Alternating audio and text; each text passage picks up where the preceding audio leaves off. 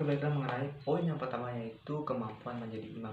Nah, ketika kita mau menjadi imam sholat wajib ataupun sholat sunnah, terlebih dahulu kita harus paham dan harus bisa memenuhi syarat-syarat apa sih ketentuan menjadi imam itu. Nah, yang pertama, yang pastinya itu kita harus beragama Islam, itu yang pertama. Terus, yang kedua, berakal sehat.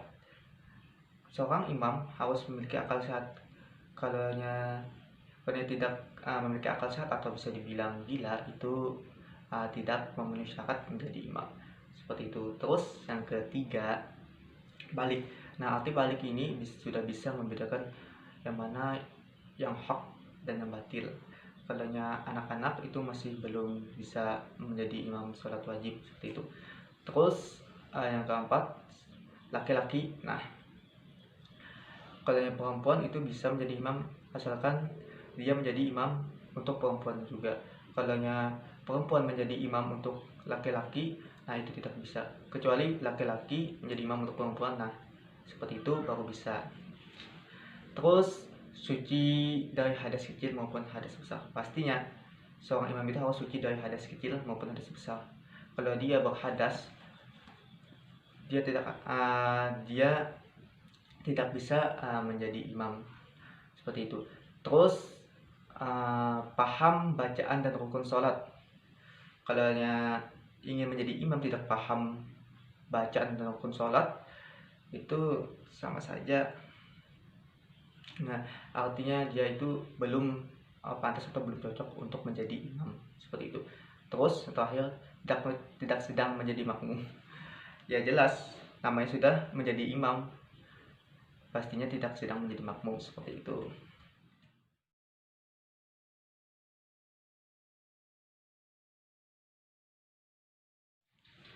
Lanjut mengenai poin yang kedua yaitu kemampuan menjadi makmum saat masbuk. Nah, ketika kita masbuk dan imam sudah sampai pada gerakan ruku, hal yang harus kita lakukan yaitu yang pertama takbiratul ihram dalam kondisi berdiri sempurna. Yaitu sama halnya seperti kita sholat pada biasanya, yaitu yang pertama melakukan takbiratul ihram.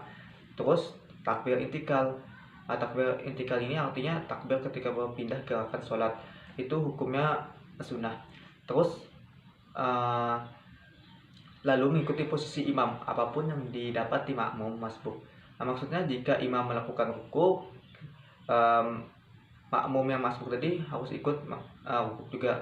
Dan jika imam duduk di antara dua sujud, maka seorang juga ikut duduk di antara dua sujud. Begitu dan seterusnya. Terus mengikuti gerakan-gerakan imam hingga imam selesai. Setelah itu jika ada rakaat, misalkan satu rakaat yang tertinggal, maka setelah imam melakukan salam, terus makmum masbuk tersebut berdiri lagi dan melakukan satu rakaat sholat yang tertinggal tersebut sampai dengan salam. Mungkinan seperti itu.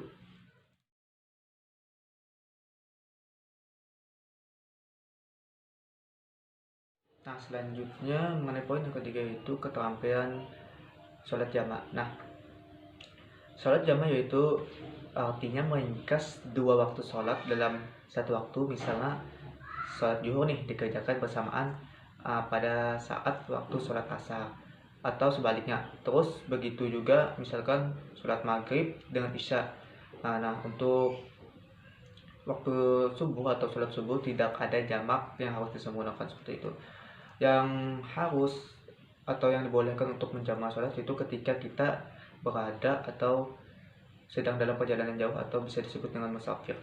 Tetapi tidak setiap perjalanan yang ditempuh bisa melakukan jamak karena ada ketentuannya atau ada syarat-syaratnya yang membolehkan seseorang melakukan sholat jamak tersebut. Pasalnya ada syarat-syarat sebelum dibolehkannya melakukan sholat jamak itu. Syaratnya diantaranya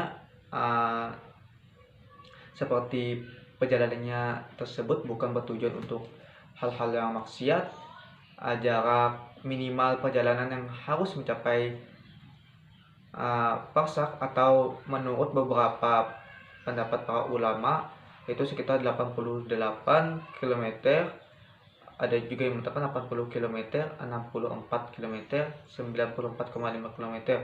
Nah, dilakukannya harus saat masih berada dalam perjalanan. Dilakukan setelah keluar dari batas desa, seperti itu. Nah, untuk sholat jamak ini terbagi menjadi dua, yaitu yang pertama sholat jamak takdim dan yang kedua sholat jamak takhir. Mengenai sholat jamak takdim, yaitu maksudnya sholat jamak takdim ini meringkas atau mengajarkan dua sholat fardu sekaligus di waktu sholat yang pertama. Contohnya seperti ini, sholat zuhur dan asar dikerjakan saat waktu zuhur. Terus sholat maghrib dan isya dikerjakan pada waktu maghrib, seperti itu. Terus mengenai sholat jamak takhir, nah itu lawan dari istilahnya kata sholat jamak takdim tadi. Maksudnya jamak takhir itu meringkas atau mengajarkan dua sholat fardu sekaligus di waktu sholat yang terakhir. Tadi kan sholat jamak takdim di waktu yang pertama. Nah, kalau sholat jamak takhir ini di waktu yang terakhir. Contohnya seperti ini, sholat zuhur dan asar dikerjakan pada waktu asar, dan sholat maghrib dan isya itu dikerjakan pada waktu isya, seperti itu. Nah, kalau misalkannya nih kita mau melakukan atau melaksanakan sholat jamak takdim zuhur dan asar, dan dilakukan saat waktu sholat yang pertama, yaitu sholat zuhur. Nah, adapun niat sholat jamak tersebut yaitu usolli fardhu zuhri arba'atin majmu'an ma'al asri adaan lillahi ta'ala, yaitu yang artinya aku sengaja sholat fardu zuhur 4 rakaat yang dijamak dengan asar fardu karena Allah Ta'ala. Nah, setelah selesai melakukan sholat zuhur tersebut, langsung nih dilanjut sholat asar dengan bacaan niat sebagai berikut: usolli fardhu asri arba'a rakaatin majmu'an ma'al zuhri adaan lillahi ta'ala, yang artinya aku berniat sholat asar 4 rakaat dijamak dengan zuhur fardu karena Allah Ta'ala. Nah, kemungkinan seperti itu. Nah, dan juga kalau misalkan kita mau melakukan atau melaksanakan sholat jamak takhir, di sini saya mengambil contoh jamak takhir maghrib dan isya. Nah, adapun niatnya sebagai berikut: usolli fardhu maghribi salasa rakaatin majmu'an mal isya'i jama'ata khirinin adaan lillahi ta'ala, yang artinya aku sengaja sholat fardu maghrib 3 rakaat yang dijamak dengan isya dengan jamak takhir fardu karena Allah Ta'ala. Nah, setelah selesai sholat maghrib tersebut, langsung dilanjut sholat isya dengan bacaan niat seperti ini: usolli fardu isya'i arba'a rakaatin majmu'an ma'al maghribi jama'a takhirinin adaan lillahi ta'ala, yang artinya aku berniat sholat isya 4 rakaat yang dijamak dengan maghrib dengan jamak takhir fardu karena Allah Ta'ala.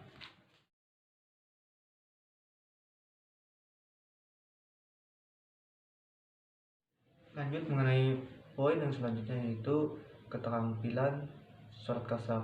Nah, berbeda dengan sholat jamak yang menggabungkan antara dua sholat, sholat qasar artinya meringkas.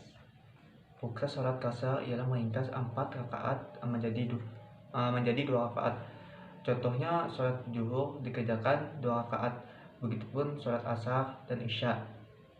Nah, hal yang harus diingat atau diketahui, hanya sholat dengan jumlah 4 rakaat yang boleh dikasar. Sedangkan untuk misalkan sholat maghrib yang hanya memiliki 3 rakaat atau sholat subuh yang hanya mempunyai 2 rakaat, itu tidak boleh dikasar seperti itu. Adapun bacaan niat ketika kita melakukan atau melaksanakan sholat qasar, yang pertama niat bacaan sholat qasar zuhur, yaitu seperti ini: usolli fardhu zuhri raka'ataini qasran lillahi ta'ala, yaitu yang artinya aku niat sholat fardu zuhur 2 rakaat qasar karena Allah Ta'ala. Nah, adapun untuk niat sholat qasar asar, yaitu seperti ini: usolli fardhu asri raka'ataini qasran lillahi ta'ala, yang artinya aku niat sholat fardu asar 2 rakaat qasar karena Allah Ta'ala. Dan untuk niat sholat qasar isya yaitu usolli fardal isya'i ini qasran lillahi ta'ala, yang memiliki arti aku niat sholat fardu isya 2 rakaat qasar karena Allah Ta'ala.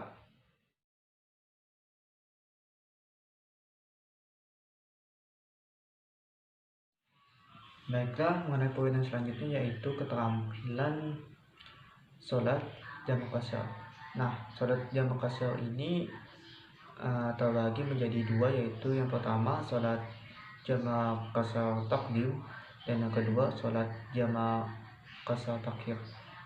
Nah, adapun cara untuk melakukan sholat jamak qasar ini yaitu yang pertama membaca niat sholat jamak dan qasar.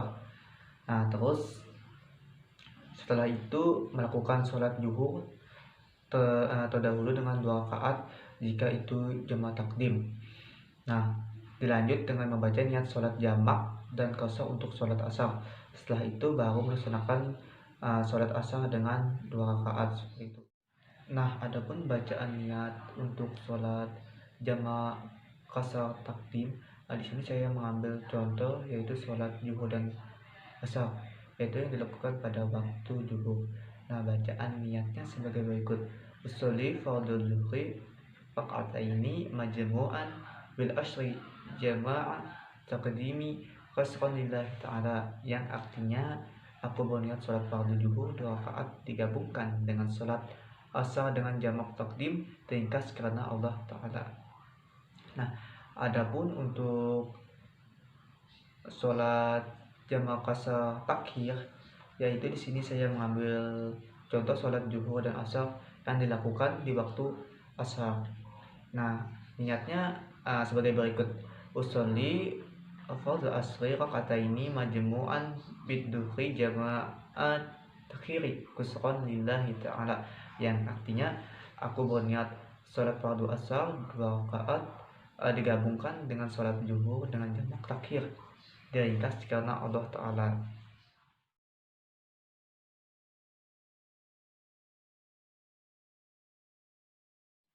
Baiklah, selanjutnya mengenai keterampilan dalam sujud tilawah.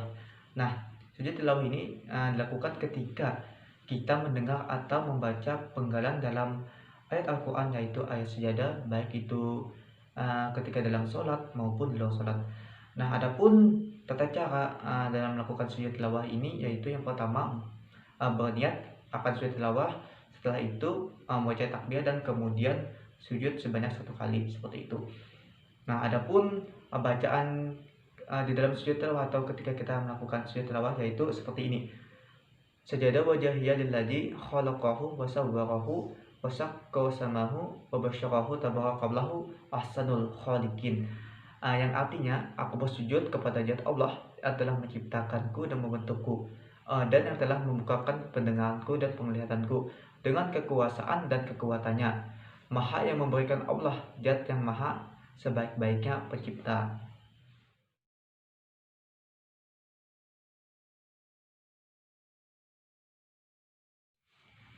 Nah, selanjutnya mengenai poin keterampilan dalam sujud sahwi.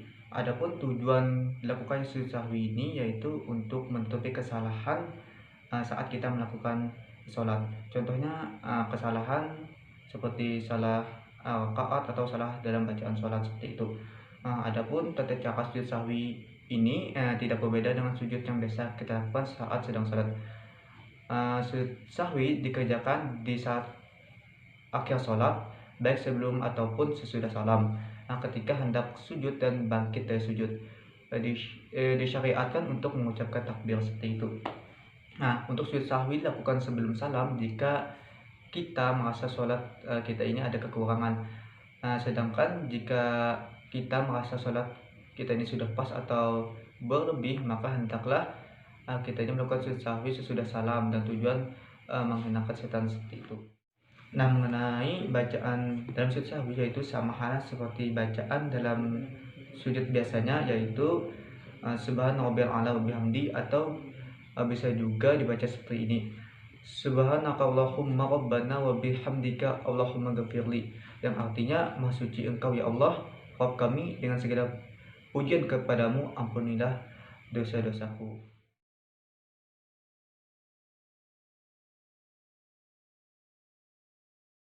Nah, adapun poin yang selanjutnya yaitu mengenai keterampilan dalam sujud syukur.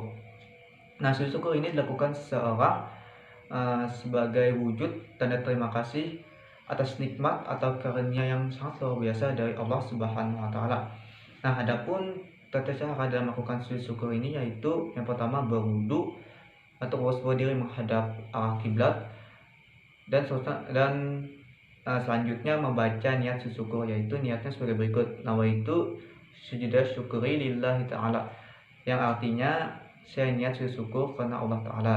Setelah itu melakukan gerakan takbiratul ihram, selanjutnya melakukan gerakan sujud syukur sebanyak 1 kali, dan membaca doa sujud syukur dalam posisi sujud. Setelah itu duduk seperti di antara dua sujud, dan yang terakhir mengucapkan salam seperti orang selesai sholat, seperti itu. Nah, adapun bacaan ketika kita melakukan sujud syukur yaitu yang pertama kita membaca tasbih, tahmid dan tahlil, dan setelah itu kita membaca doa seperti ini: sajada wajhiya lillazi khalaqahu wa syaqqa sam'ahu wa basyarahu biwaidihi wa quwwatihi fatabarakallahu ahsanul khaliqin. Nah, setelah kita membaca doa tersebut, kemudian kita baca atau kita sambung dengan membaca surah An-Naml ayat 19. Nah, seperti itu. Oke, baiklah, mungkin sekian dulu video saya kali ini. Bila ada terdapat kesalahan dalam video ini, saya mohon maaf. Sekian dan terima kasih. Wallahu muwaffiq ila aqwamit thoriq. Wassalamualaikum warahmatullahi wabarakatuh.